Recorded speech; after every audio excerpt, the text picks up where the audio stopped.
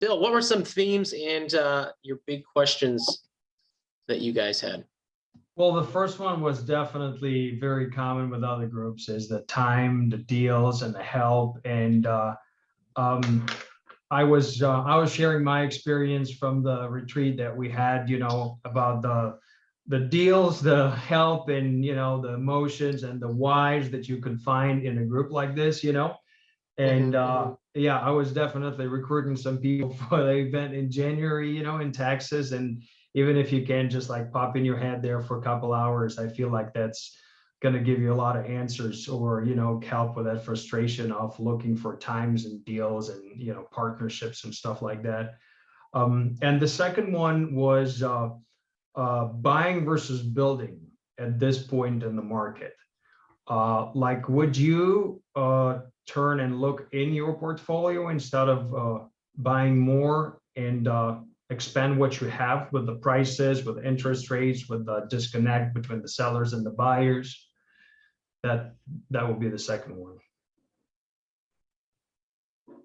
I have never built ground up. The numbers on building, like I was talking about earlier, if I don't pay much of anything for dirt, very lucrative to build on that. Very lucrative. I mean, most of the ones I've analyzed, if you spend $200,000 on building buildings, you're probably going to add $350,000, $400,000 in value once you get that thing filled up. That's very, very lucrative. I like that idea. I've never built ground up. I'm really not excited about the prospect because just the whole idea of dealing with the government from start to finish sounds abhorrent to me. I'm not a big government fan. But building extra buildings is usually not near as hard. It's already permitted for the, it's already cool to build storage there. It's usually not that big a deal to put up another building. Looks just like the ones that are already there. And so I don't mind doing that.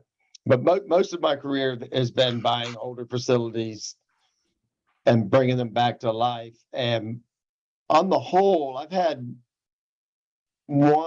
bought 8 facilities, and one of them had $170,000 in CapEx, and all the other ones have been relatively cheap, not much really maintenance or new gates or whatever, nothing all that hard. My career has mainly been built on fixing businesses, not fixing fences. It's not about the buildings and the real estate. Most of my career has been buying things that were not full, and I could make them full. I felt very confident I could make them full. And so if we spent $40,000 or $50,000 on gates and fences and gravel or whatever, that really wasn't what the deal was all about. It was really all about fixing the business, and I enjoy that part. A business fix is easier than running contractors. There's no contractors really much involved in the business fix, and so you don't have all that headache.